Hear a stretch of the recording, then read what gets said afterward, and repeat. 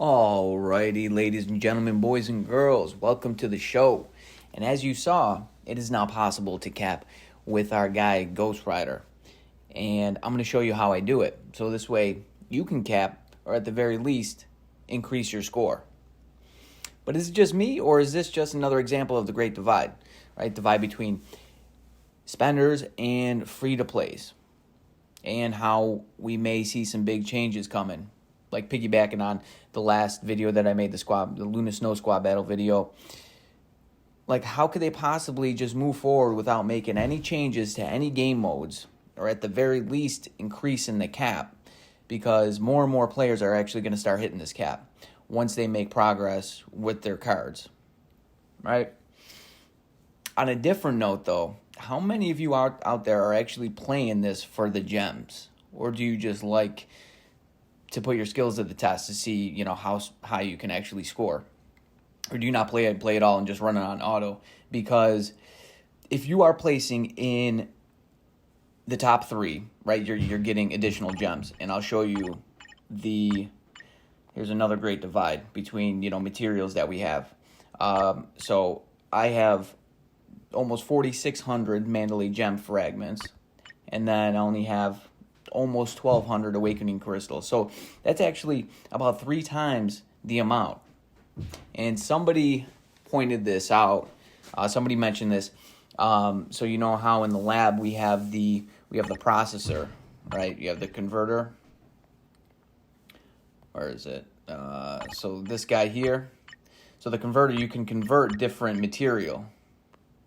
Right? You can convert, more crystals or phoenix feathers by using one or the other. They should definitely do this with, somebody mentioned about doing it with tier 3 materials.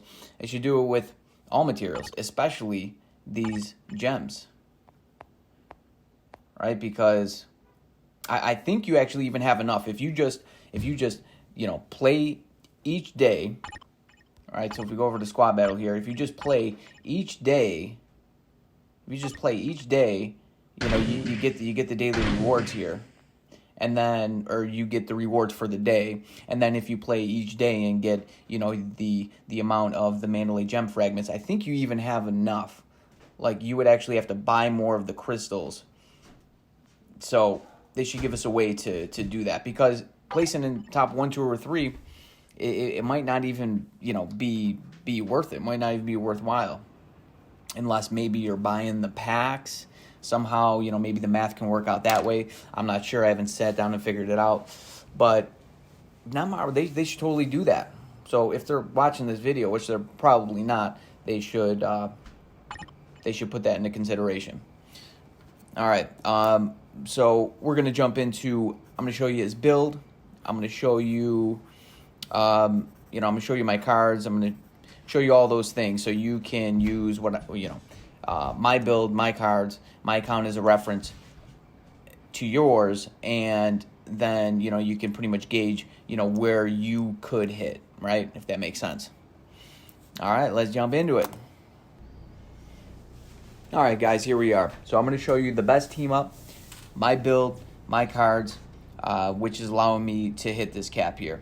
So this is the best team up: Ghost Panther, Richard Rider, and my guy Ghost Rider.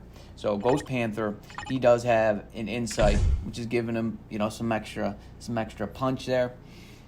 Richard Rider, my Richard Rider does have a rage, but and his build is all right. No Odin's blessings or anything like that. But the mobs are so weak for round 1 and 2. Because I use them to clear the mobs. That really doesn't matter. You can clear them with any character, really. So my guy Ghost Rider, it's not just my cards that's allowing me to, hit past cap. It's his build too. I have this guy built like a monster. So he's got all but 2 Odin's blessings. 51.4 thousand energy attack. Here are his stats. Everything's capped. Which, it's pretty easy to cap on him just because, he's got the uniform. His uniform is at Mythic. All his uniform options, I think, are Mythic. Yep. And I'm gonna show you my cards just because, his stats, they are basically a tell-all, right? So, you can switch the build, a little bit to kind of tweak the stats there.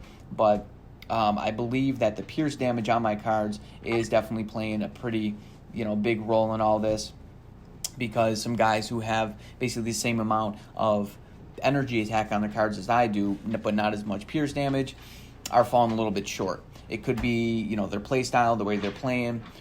Not exactly sure quite yet, but I believe that the pierce damage is pretty huge.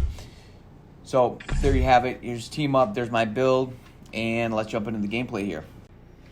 All right, so here we are.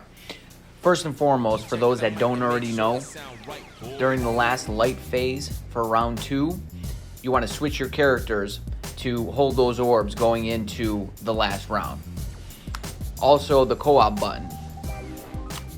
I think it's best to, well, first off, I use Richard Rider for, the majority of rounds 1 and 2. His AoE is just better than the others. He's just easier to play. But I switched to Ghost Rider. I hit his co-op button. His animation does take long, but a lot of times he just kills the mobs right away. So you could essentially have, you could have, a full bar of light orbs. So you could have 5. I think I've had 5 going into the last round before, but a lot of times it just doesn't work out that way.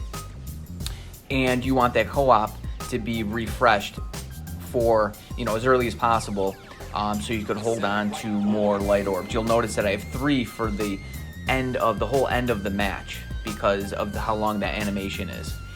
Now for Ghost Rider's rotation, you obviously want to have your tier 3 going into the last round. It's 5 delayed cancel. You cancel as soon as he spits that ball of fire up in the air. Then you hit your tier 3. You can cancel that basically immediately into 4. And then I try to hit 3 at least with like 1 second left on the proc, so you can get the beginning of 3's damage inside the proc. Squad Battle's funky, and Ghost Rider's playstyle is even, just as funky as well, just because of his long cooldown on 3. And also, he has that residual fire damage, so that's a lot of times activating the proc when you're not even attacking.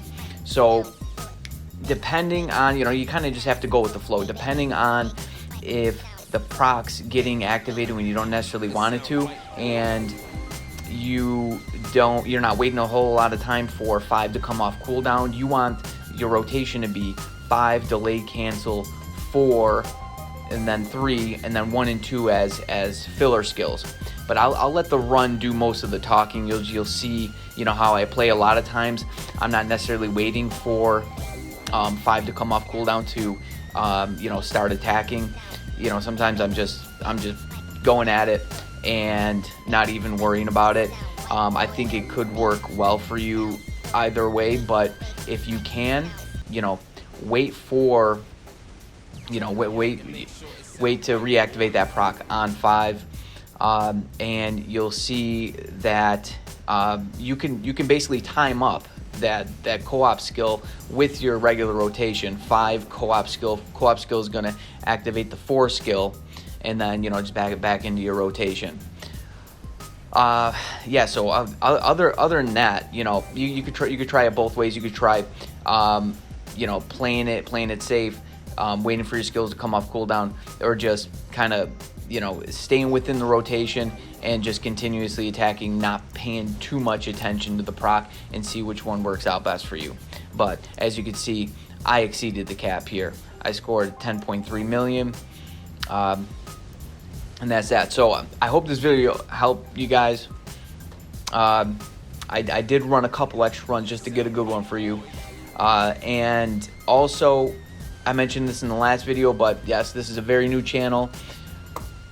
I don't have a whole lot of subscribers, at the moment. So if you aren't subscribed already, please do. It'll, motivate me to continue bringing you guys some good and, different content.